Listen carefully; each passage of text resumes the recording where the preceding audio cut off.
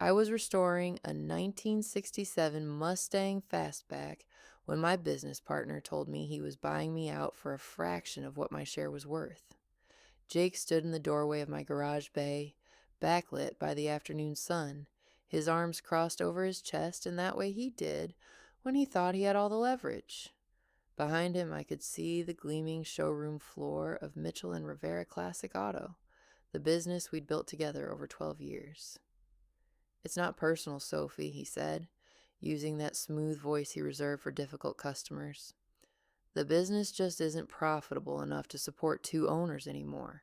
I'm offering you $80,000 for your 50% stake. That's more than fair." I didn't look up from the engine I was rebuilding. My hands were steady, even though my heart was pounding. The business is worth at least $2 million. My half is worth $1 million minimum.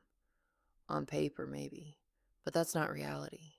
We've got overhead, debt, inventory that's not moving. 80,000 is generous given the circumstances. I finally met his eyes. Jake Mitchell was 43, 4 years older than me, with the kind of easy confidence that came from never having to fight for anything. His father had owned the original Mitchell Auto Sales. Jake had inherited the name, the reputation, the customer base. When he'd brought me on as a partner 12 years ago, I'd been grateful. I'd been 27, the only woman in most of the auto restoration circles I traveled in, and stupid enough to think gratitude was the same thing as equity. "I'm not selling," I said. His jaw tightened. "Sophie, don't make this difficult. I've already talked to my lawyer. There are provisions in our partnership agreement that allow me to buy you out if I can demonstrate financial necessity." Financial necessity? We had our best quarter in 5 years last month. That was an anomaly. The overall trend is down. My accountant has the numbers to prove it. His accountant, not our accountant. That should have been my first clue, but I'd been too focused on the work to notice the signs, too focused on sourcing parts for impossible restorations, on building relationships with collectors, on making sure every car that left our shop was perfect. "Let me see the numbers," I said. "I'll have my lawyer send them over. But Sophie, you should know, if you fight this, it's going to get ugly. Legal battles are expensive, time-consuming. Is it really worth it?" I looked at him for a long moment. At this man I'd considered a friend, a partner, someone I'd trusted with my livelihood and my future, someone I'd maybe even had feelings for once, back in those early years when we'd stayed late talking about our dreams for the business, before he'd gotten married, and I had realized I was always going to be just the mechanic to him, never an equal. "Yeah," I said quietly. "It's worth it." He shook his head, disappointed. "I hoped you'd be reasonable about this. I really did. Think about what you're throwing away, Sophie. Our friendship, years of working together, all because you're too stubborn to see reality."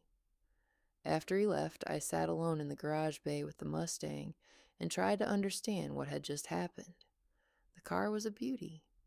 Night mist blue with white racing stripes, original 390 V8 engine. The owner had been searching for someone who could restore it to factory specifications for 3 years before he'd found us. Before he'd found me, really. Jake didn't have the patience for this kind of detailed work.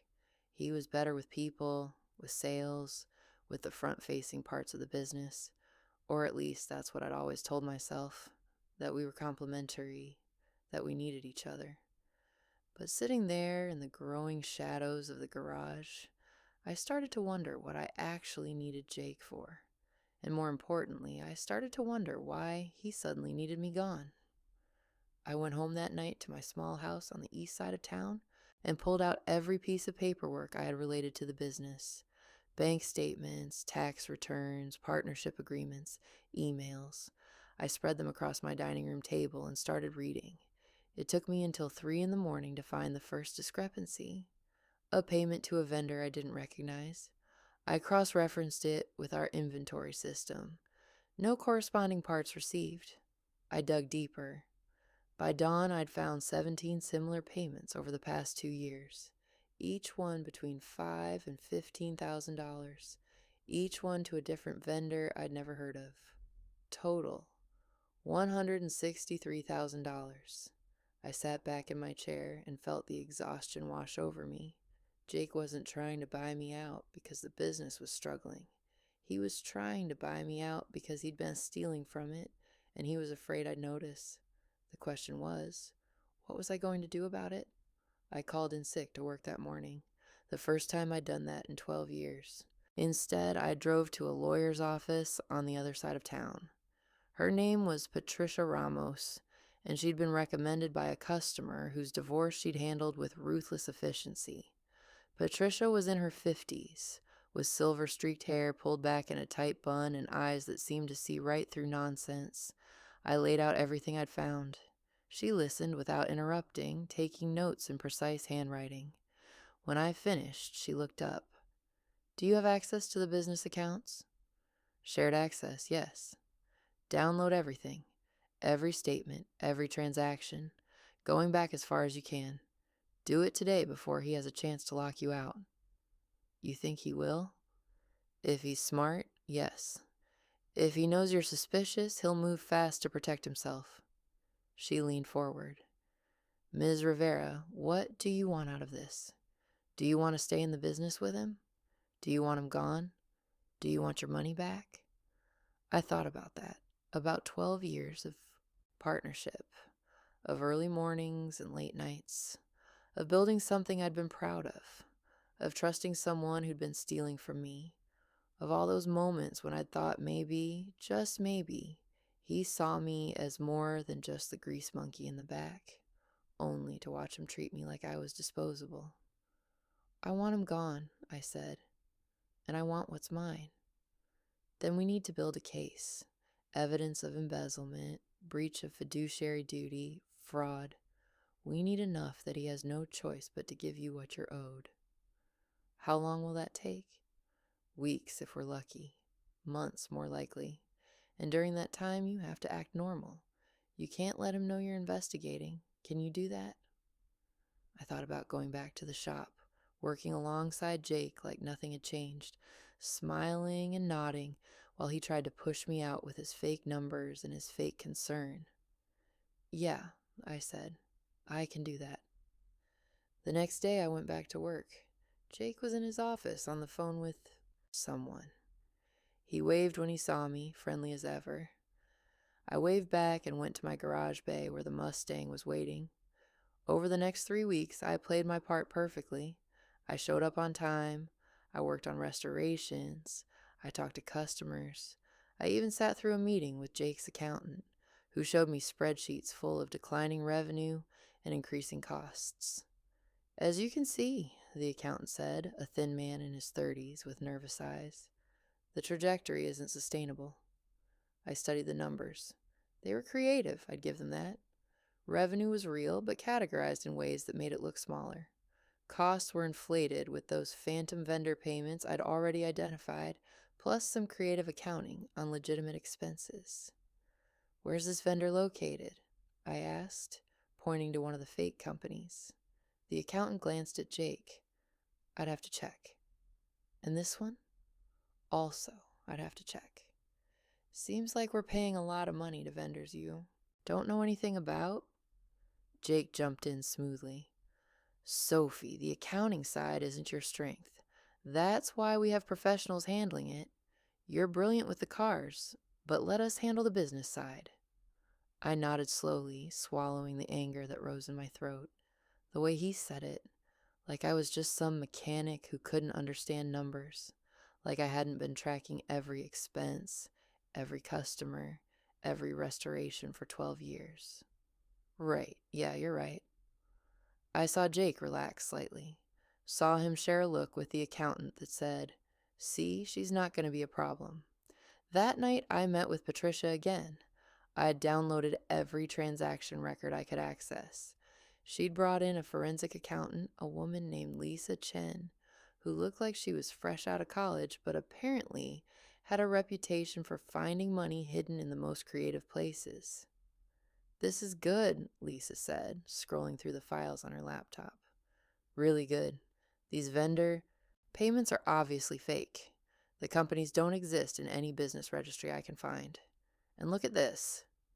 She pointed at a series of transfers. He's moving money from the business account to a separate account, then to these vendors. Then the money disappears. Where does it go? I asked. That's what I need to figure out. But my guess, it's going into his personal account somehow. He's probably set up shell companies or using someone else's name. Can you prove it? Give me 2 weeks. I gave her 2 weeks. During that time, I worked on the Mustang and watched Jake. Really watched him. I noticed things I'd been too busy to see before. The way he dressed, expensive suits, designer watches. The way he talked about his weekends, golf trips, dinners at restaurants I couldn't afford. His wife drove a Range Rover. His kids went to private school. And I'd always assumed he could afford it because his family had money, because he'd inherited something from his father, because he was better with money than I was. I'd been so stupid. It was during this time that Marcus started coming around more often. Marcus Chen was Lisa's older brother and a corporate fraud investigator. He'd stopped by Patricia's office one evening when I was there reviewing documents, and something about the way he looked at the papers spread across the conference table with genuine interest and respect had made me notice him. He was 41, with dark hair starting to gray at the temples and glasses that made him look more like a professor than an investigator. He had a quiet intensity about him that I found oddly comforting. You built this business? He asked, looking at the financial records of Mitchell and Rivera. Half of it, I said. The half that actually works on the cars. That's a 1967 Mustang in your current projects, right? I saw the photo. I looked up, surprised. You know cars? I restore motorcycles. Vintage Triumphs, mostly. It's how I unwind. He smiled, and it transformed his serious face into something warm. There's something about bringing old engines back to life, isn't there? Something honest about it. Yeah, I said, feeling something shift in my chest. Yeah, there is. After that, Marcus started showing up more often, ostensibly to help Lisa with the investigation, but I noticed he always seemed to arrive when I was there. We'd talk about restorations, about the satisfaction of solving mechanical puzzles, about the difference between people who loved cars and people who just saw them as status symbols. Jake's the status symbol type, I said one evening. We were alone in Patricia's conference room, waiting for Lisa to finish running some analysis. He likes what the business says about him, but he doesn't actually care about the cars. And you do. I love them, every single one, even the impossible ones, maybe especially the impossible ones. I looked at the financial documents spread across the table. I thought that was enough. That if I did good work, if I built a reputation, I'd be valued. I'd be safe. You should have been, Marcus said quietly. What he's doing, it's not just theft. It's betrayal of the business, of the partnership, of you. The way he said, of you, made me look at him. There was something in his eyes, something that made my breath catch. Marcus, I know, he said quickly. I know this isn't the time. I know you're dealing with a lot. But when this is over, Sophie, I'd like to take you to dinner. Somewhere that's not a law office. Somewhere we can just talk. I should have said no. Should have focused on the case, on saving my business, on not complicating things further. But sitting there in that conference room, looking at this man who saw me as someone worth pursuing, who respected my work and my intelligence, I felt something I hadn't felt in years. Hope. Okay, I said. When this is over. He smiled and I smiled back, and for a moment the weight of everything didn't feel quite so heavy. On a Thursday afternoon, Jake asked me to come to his office. Close the door, he said when I entered. I did. He gestured to the chair across from his desk. I sat. Sophie, I'm going to be straight with you. I know you're stalling on the buyout. I get it. It's hard to let go of something you've built. But I need an answer. My lawyer is prepared to move forward with the legal mechanism to force the buyout if necessary. What happens if I say no? Then we go to court. And I have to tell you, friend to friend, you're not going to win. The partnership agreement is clear. I have the financial documentation to support my case. You'll spend a fortune on lawyers and end up with the same $80,000 minus legal fees. Friend to friend, I echoed. That's what I said. I looked at him. At this person I'd trusted. At this man I'd once thought I might have feelings for, before I'd realized I was never going to be anything more than useful to him. I thought about all the ways to play this moment, the angry confrontation, the accusations, the satisfaction of watching his face when I told him I knew what he'd done. But Patricia had been clear. Don't show your hand until you're ready to play it. I need more time to think, I said. His expression hardened. You've had weeks. I need to talk to my own lawyer, get my own accountant to look at the numbers. Fine, you have until the end of the month. After that, I'm moving forward whether you agree or not. That was 10 days away. I left his office and went back to the Mustang. I was installing the rebuilt carburetor when my phone buzzed. A text from Patricia. We have enough. Can you meet tonight? I met Patricia, Lisa, and Marcus at Patricia's office at 7. Lisa looked exhausted but excited. I found it, she said, opening her laptop. Jake's been running a classic embezzlement scheme. He creates fake vendor invoices the business pays them, and the money goes to shell companies he controls. Then he moves it through a few more accounts to obscure the trail, and eventually it ends up in his personal accounts. How much total? Patricia asked. Over the past 5 years, close to $400,000. I felt sick. $400,000. That's not all, Marcus added, looking at his own notes. I've been investigating Jake's personal finances. The house he bought last year, paid in cash. The Range Rover, cash. He's been living well above what his legitimate income from the business would support. And there's one more thing, Lisa said. She pulled up an email. I found correspondence between Jake and a private equity firm. He's been negotiating to sell the business for $3.2 million. What? I stared at the screen. He's been planning this for months. The deal was contingent on him having full ownership. That's why he needs you out. He's not buying you out because the business is failing. He's buying you out cheap so he can turn around and sell it for millions. The betrayal hit me like a physical blow. All of it.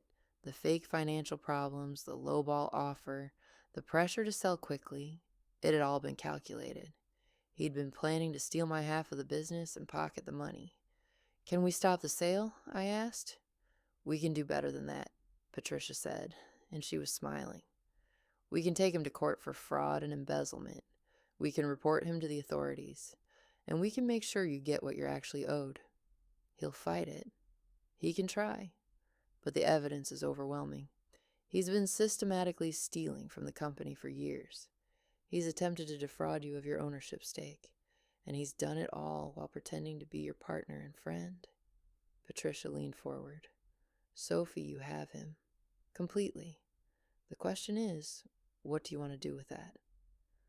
I thought about Jake, about 12 years of partnership, about all the times he'd patted me on the back and told me I was the best mechanic he'd ever seen, while simultaneously stealing from me and planning to push me out, about the way he'd made me feel like I should be grateful for the opportunity to work myself to exhaustion while he reaped the benefits. I want the business, I said. All of it. I want him gone, and I want full ownership. That's ambitious, Patricia said. But given what he's done, it's not impossible. We spent the next week preparing. Patricia filed a lawsuit against Jake for fraud, embezzlement, and breach of fiduciary duty. She also filed for an emergency injunction to freeze the business assets and prevent the sale to the private equity firm. And she sent a detailed report to the district attorney's office outlining the evidence of embezzlement. The injunction hearing was set for the following Monday. We had 5 days. During those 5 days, I worked on the Mustang and tried to act normal. Jake was increasingly agitated, making hushed phone calls in his office, snapping at employees. He knew something was wrong, but he didn't know what. On Friday evening, after everyone else had left, he came to my garage bay. "Sophie, we need to talk." I looked up from the engine I was tuning. "About what?" "About us, about the business. I've been thinking about my offer. Maybe I was too aggressive. Maybe we can work something out that's better for both of us." "What kind of something?" "What if I raise the buyout to $200,000? That's more than double my original offer. You could take that money, start your own shop, do restorations full time without all the business headaches." I wiped my hands on a rag. "Why the sudden generosity?" "Because I value our partnership. I value you.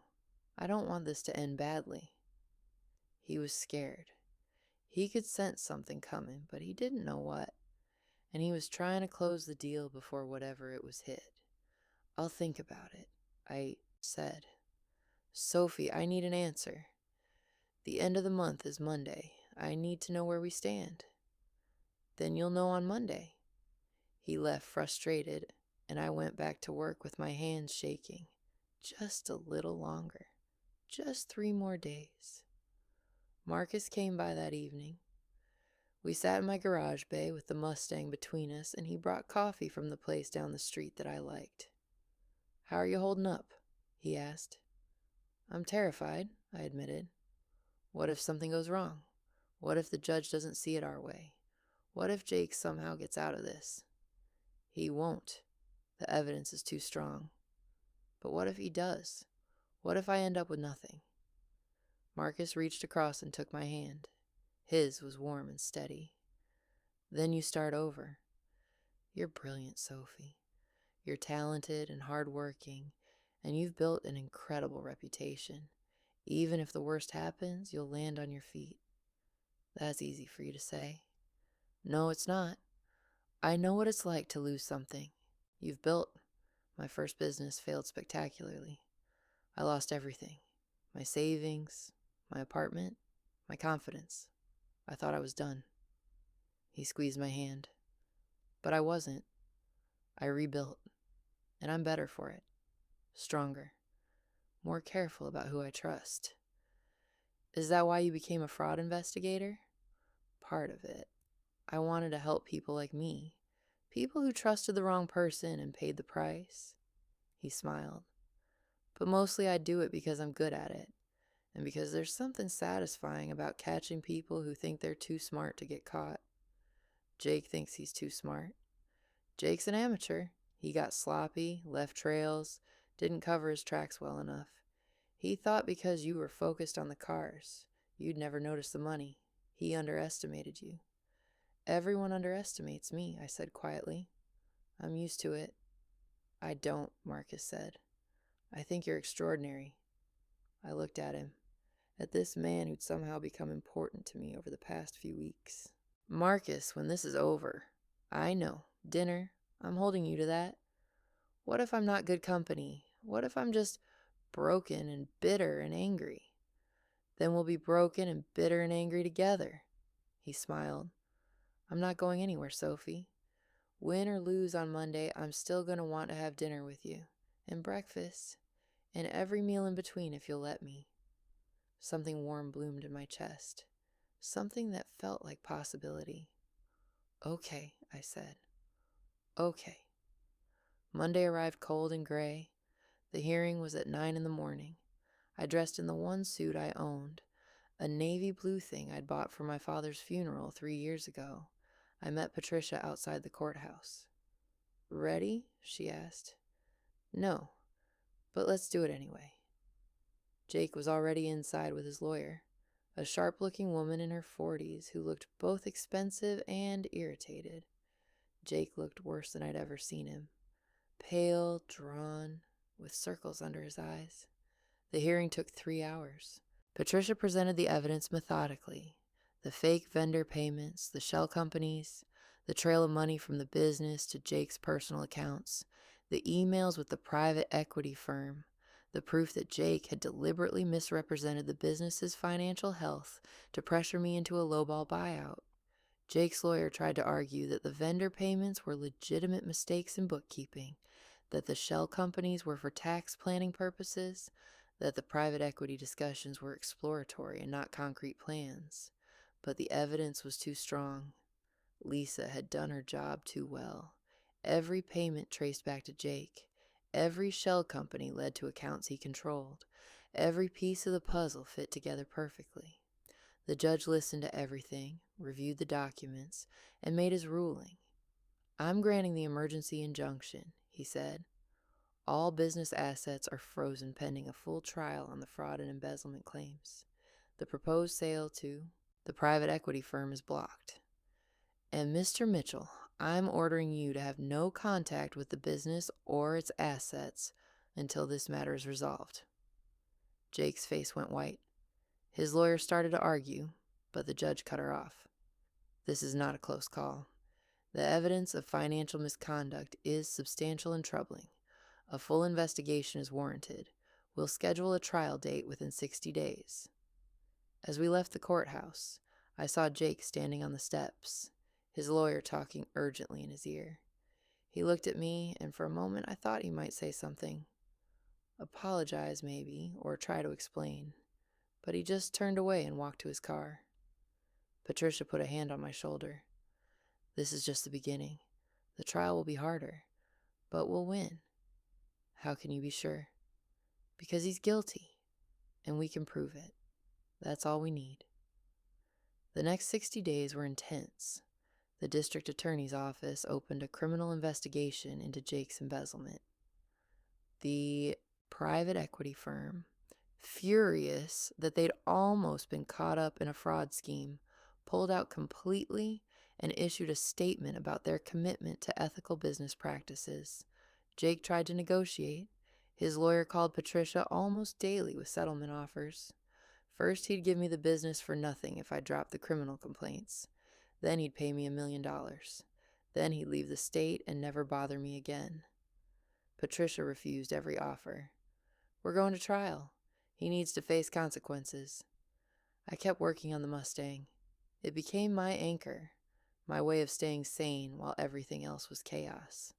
I'd go to the shop early in the morning, before anyone else arrived, and work in my garage bay. The business was effectively frozen. We couldn't take on new projects or make major purchases, but I could finish existing restorations. Marcus came by most mornings. He'd bring coffee and sit with me while I worked, not saying much, just being there. Sometimes he'd hand me tools. Sometimes he'd ask questions about what I was doing. Mostly he just provided steady, calming presence. "You know," I said one morning, "I think this Mustang is the best work I've ever done." "Yeah?" "Yeah, every detail's perfect. The engine purrs like a dream. The body is flawless. It's exactly what it should be." "That's how you are too," Marcus said quietly. I looked at him, surprised. "What?" "You're exactly what you should be. Jake tried to diminish you, to make you think you were less than you are. But you're perfect, Sophie. You're talented and strong, and you don't give up even when things are impossible. That's extraordinary." I felt tears prick my eyes. "Marcus, I'm not saying this to influence the case or to take advantage while you're vulnerable. I'm saying it because it's true, and because I think you need to hear it." He reached out and tucked a strand of hair behind my ear. "You're extraordinary, and anyone who can't see that is a fool." I kissed him then. Leaned across the engine of a 1967 Mustang and kissed this quiet, steady man who'd shown up in my life at exactly the right moment. He kissed me back, gentle and sure, and for a minute the trial and the business and everything else faded away. When we finally pulled apart, he was smiling. "I was going to wait until after the trial." "Why?" "Because I didn't want you to think I had ulterior motives." "Do you?"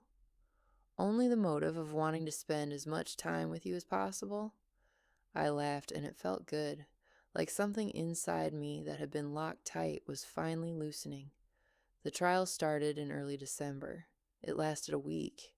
Jake's lawyer tried every defense she could think of. The payments were legitimate business expenses that had been miscategorized. The shell companies were for legitimate tax planning. Sophie had access to all the accounts and never objected before. Sophie was trying to steal the business from Jake out of spite, because he'd rejected her romantic advances years ago. That last one stung, but Patricia had prepared me for it. "He's going to try to make you look like a scorned woman seeking revenge," she'd warned. "Don't let him get to you. Stay calm, stick to the facts." But the evidence was overwhelming. Lisa Chen took the stand and walked through every fraudulent transaction with clinical precision. Marcus took the stand and explained how he'd traced the money from the shell companies to Jake's personal accounts. Customers took the stand and testified about their experiences with me, about how I'd built the reputation of the shop through my skill and dedication. And I took the stand. Jake's lawyer tried to make me look incompetent, like I didn't understand business, like I was just a mechanic who was in over her head. "Ms. Rivera, isn't it true that you have no formal business training?"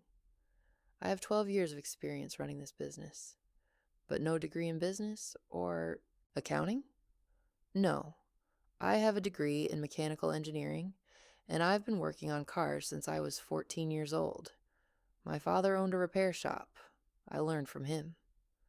"So you admit you're not qualified to understand complex financial matters?" "I understand that $400,000 is missing from our accounts. I understand that Jake created fake companies to steal from the business. I understand that he tried to pressure me into selling my share for $80,000 while he was negotiating to sell the whole business for $3.2 million. That math seems pretty simple to me." There was a ripple of laughter in the courtroom. Jake's lawyer flushed. "Isn't it true that you and Mr. Mitchell had a personal relationship that went beyond business?" I froze. "What? Isn't it true that you had romantic feelings for Mr. Mitchell, and when he didn't reciprocate, you decided to ruin him?" I looked at Jake. He wouldn't meet my eyes. "That's not true," I said carefully. "But you did have feelings for him at one point, didn't you?" I could have lied, could have denied it completely, but I was under oath, and more than that, I was done hiding.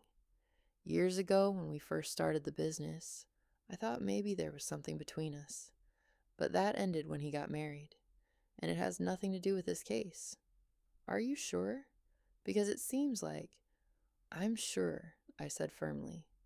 Because if I was doing this out of spite or hurt feelings, I wouldn't have spent weeks gathering evidence before filing. I wouldn't have hired forensic accountants and lawyers. I wouldn't have documented every single fraudulent transaction. I would have just confronted him and walked away. This isn't about hurt feelings. This is about theft. He stole from our business, he lied to me, and he tried to cheat me out of what I'd earned.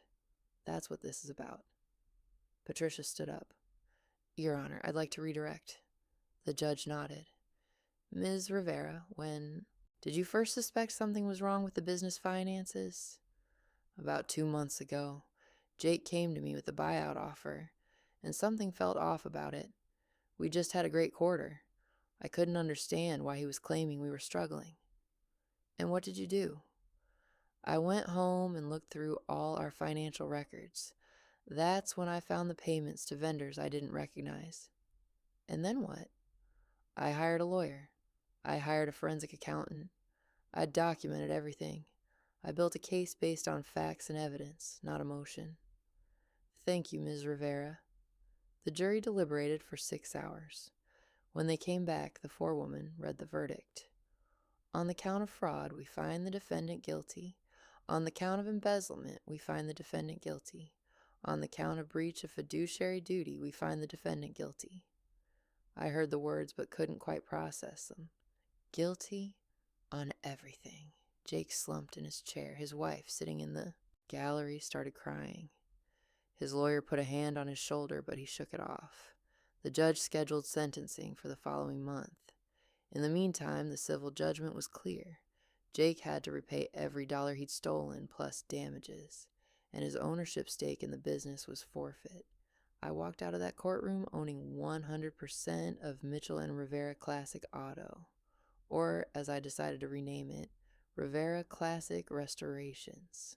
The sentencing hearing came 3 weeks later.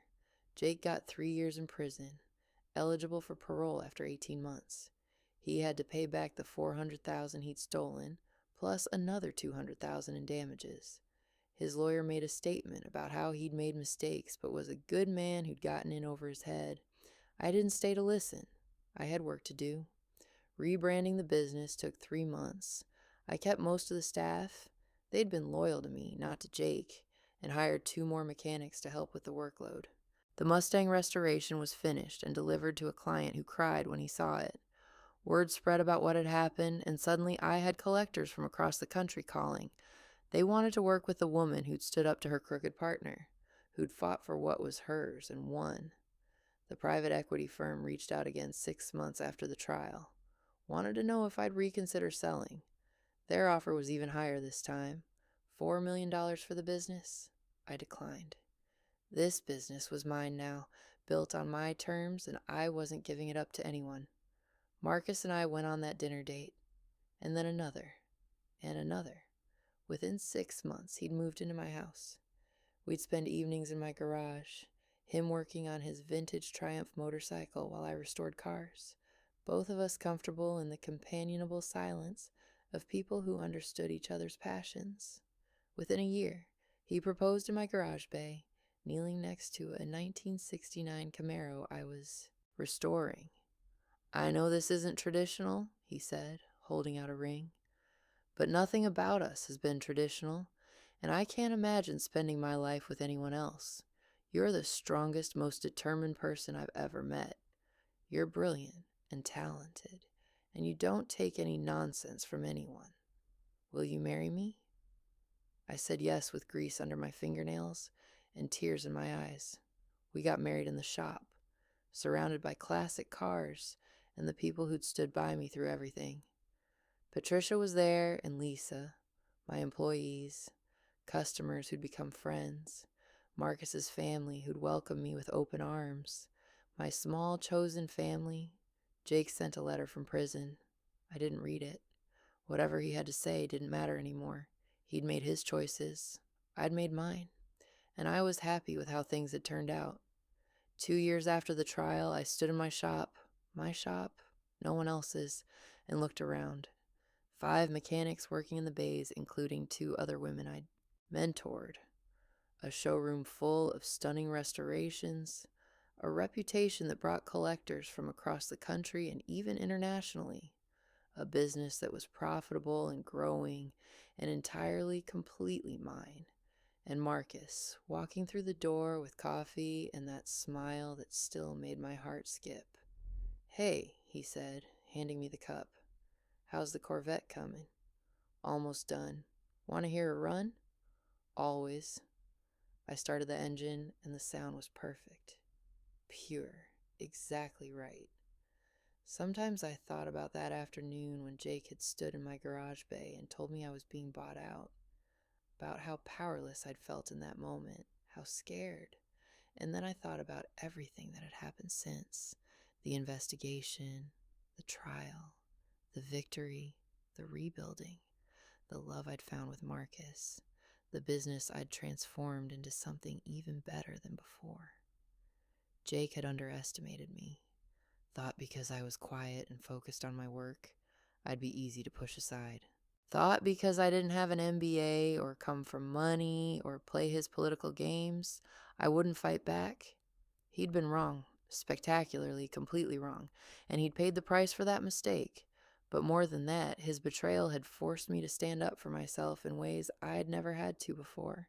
It had pushed me to fight for what was mine, to stop being grateful for scraps and start demanding what I'd earned, to stop making myself small to fit into other people's expectations. And it had led me to Marcus, to someone who saw me clearly and loved what he saw, who valued my intelligence as much as my skill, who understood that being with me meant sharing a life of engines and early mornings and the satisfaction of bringing old things back to life. "You look thoughtful," Marcus said, watching me. "Just thinking about how far I've come." from fighting for half a business to owning the whole thing, from thinking I had to make myself small to deserve a place in this industry, to knowing I belong here just as much as anyone else, maybe more. I looked around the shop, at the cars and the tools and the life I'd built. I'm exactly where I'm supposed to be. Yeah, Marcus said, pulling me close. You are. And standing there in my garage, surrounded by engines and possibilities, and the man I loved, I believed it.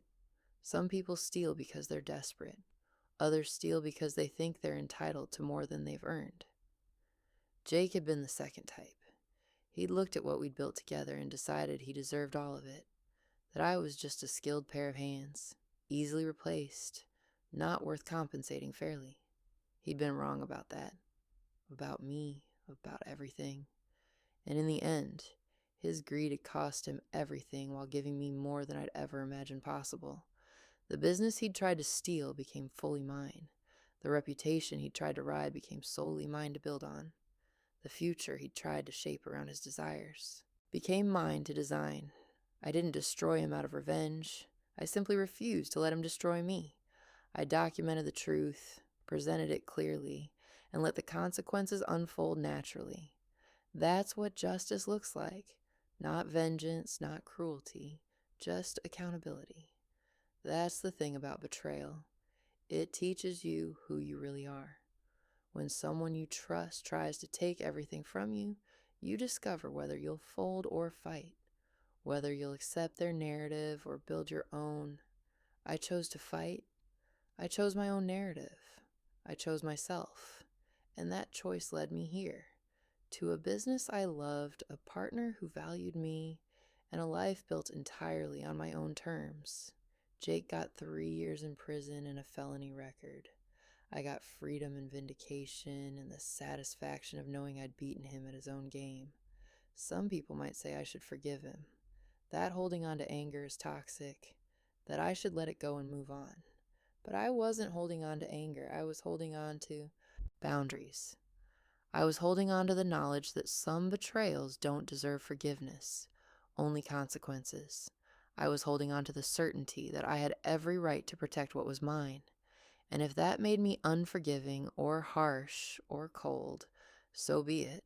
I'd rather be unforgiving and successful than forgiving and destroyed. Sophie? Marcus's voice broke through my thoughts. You okay? Yeah, I said, and meant it. I'm better than okay. I'm exactly where I want to be. He kissed my temple. Good, because I have news. What kind of news? That vintage motorcycle shop I've been looking at? The owner's ready to sell. I'm thinking about buying it, setting up next door to you. We could be the go-to spot for classic vehicles of all types. I looked at him. This man who'd stood by me through everything, who saw me as an equal and a partner in every sense of the word, who'd proposed to me in a garage and married me surrounded by cars, who understood that my work wasn't just a job, but a calling. I think that sounds perfect, I said. And it did. It really did. Because the best revenge isn't destruction. It's building something so good, so successful, so undeniably yours that the person who tried to take it from you has to watch you thrive without them. Jake had tried to erase me from the business I'd helped build. Instead, he'd erased himself and left me with everything. I'd taken his betrayal and turned it into fuel, his theft into motivation, his dismissal into determination. And now I had a business that bore my name, a reputation that was entirely my own, a marriage built on mutual respect and genuine partnership, and a future that was limitless. That's justice. Real, lasting, satisfying justice. Not revenge, not cruelty, just consequences, accountability, and the refusal to be diminished by someone else's greed. I went back to work on the Corvette, Marcus beside me, and felt nothing but contentment. The past was settled, the present was mine, and the future was whatever I decided to make it, and that was everything I needed it to be. This is Silentha Narratives, stories where silence is not weakness, it is leverage, where truth waits patiently, and where consequences always arrive. Listen closely. Some stories speak only once.